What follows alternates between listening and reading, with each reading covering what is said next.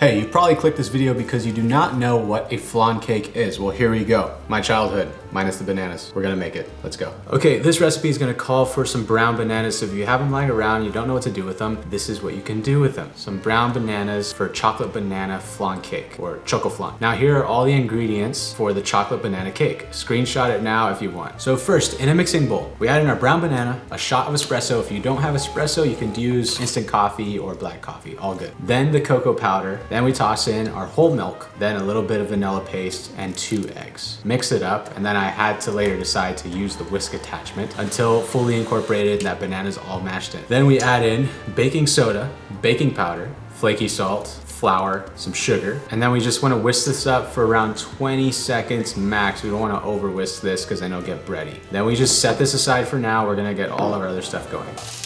That's the sound of the sugar right now. So the sugar crust that goes on top, all it is white sugar plus a touch of water, and we bring that up to a simmer and we let that go until it turns a deep, dark amber. I like mine to be a little dark because I like that bitterness to go with the sweetness. It's a nice balance. If you don't like it that bitter, then just do it a little lighter. Then we just pour that onto our container of choice, swirl it around so it fully covers that surface, and then I'm gonna top it with 2 bananas. Okay, for the flan, I already did this in a past video, but the way you do it is you take your whole milk plus your sugar, you bring that to a simmer and reduce it by half. And that's how we make our own sweetened condensed milk. If you want to just use the can to make the flan custard, we add that sweetened condensed milk in with the eggs and then our vanilla extract, sugar, and we give that a blend. And there we go, we've got our flan base. Once our candy top and bananas are on that base, all we're gonna do is we're gonna add the cake first. I know it sounds odd, but cake first and then flan. I don't know, it's some weird science thing, right? One of the liquids is denser than the other. Or pour that cake first, let that settle, then you pour the flan right on top of the cake, and then it'll settle, it'll go to the bottom, which is technically the top. Then we cover that with some parchment paper, foil, and then we have to get our container that's gonna hold our water, because this is gonna regulate that custard and not let it overcook. Put in your flan cake, toss in the oven at 350 degrees Fahrenheit. Depending on the size of your vessel, it could be anywhere between 30 to 45 minutes. We'll check with a toothpick or a knife. If it comes out clean, then it's good to go. Okay, it's the next day. We didn't show this part, but we took it out of the oven. We let it cool at room temperature out of the water, and then we toss it into the fridge. Wrap it with plastic wrap once it's completely cool, because then it'll get all hard. Okay, all there's left to do is plate up our beautiful cake. So what I did was I took a little paring knife. You can use a butter knife if you want, and then we just go around the entire edge. Moment of truth, you ready, Michael? Let's go. Then we just give it a flip onto a plate or a sheet tray, and if it does not fully come off, what we do is take a torch, or you could take some warm water and run it through that bottom section until it comes off completely, and there we go. We've got a beautiful banana